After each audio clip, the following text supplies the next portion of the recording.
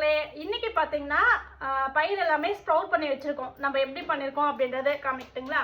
So இங்கே பாருங்கள், இந்த மாதிரி நீங்கள் வந்து கிளாத்தில் வந்து ஸ்ப்ரவுட் பண்ணீங்க அப்படின்னா உங்களுக்கு அந்த கிளாத்தை ஒட்டி இருக்கிறது மட்டும்தான் பார்த்தீங்கன்னா இந்த மாதிரி ஃபுல் அண்ட் ஃபுல் வந்து முளை விட்டுருக்கும். ஆனால் உள்ளே இருக்க பயிர் எல்லாமே உங்களுக்கு அப்படியே சின்ன சின்ன முளைகளாக மட்டும்தான் வந்திருக்கும். இந்த மாதிரி ஓப்பனாக ஸ்ப்ரவுட் பண்ணுறப்ப பார்த்தீங்கன்னா இங்கே பாருங்கள், ஃபுல் அண்ட் ஃபுல் அட்டை வரலும் பார்த்தீங்கன்னா நல்லா ஸ்ப்ரவுட் ஆகிருக்கும். இது ப்ராசஸ் வந்து கொஞ்சம் பெருசு. இது பார்த்தீங்கன்னா டே பை டே பார்த்தீங்கன்னா கழுவிடுவோம்.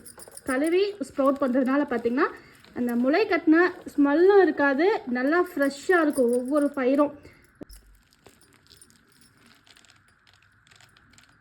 எந்த அளவுக்கு அருமையாக முளை வந்திருக்கு அப்படின்னு பாருங்கள். நம்ம கிளாத்தில் கட்டுறத விட இந்த மாதிரி ஓப்பனாக கொஞ்சம் ஸ்பேசஸாக இருக்கிறதுல கட்டுறப்போ நல்லா ஃப்ரெஷ்ஷாக ஒவ்வொரு ஸ்ப்ரவுட்டுமே அவ்வளோ ஃப்ரெஷ்ஷாக வாடாமல் ரொம்ப சூப்பராக இருக்குது. பார்த்தீங்களா எந்த அளவுக்கு ரொம்ப ஃப்ரெஷ்ஷாக வந்து முளைக்கட்டி வந்திருக்குன்ட்டு. ஸோ இது வந்து ஒரு செகண்ட் பேட்ச். ஆல்ரெடி பார்த்தீங்கன்னா இங்கே ஒரு பேட்ச் வந்து போட்டு வச்சுருக்கோம். ப்ளஸ் இதில் பார்த்தீங்கன்னா ரெண்டாவதாக, ஏன்னா இட்லி தோசை ப்ரீமிக்ஸ்க்கும் வேணும்ன்ட்டு இந்த அளவுக்கு தடிமனா நல்லா ஃப்ரெஷ்ஷாக ஒவ்வொன்றுலையுமே பார்த்தீங்கன்னா இங்கே பாருங்கள் அவ்வளோ ஃப்ரெஷ்ஷாக.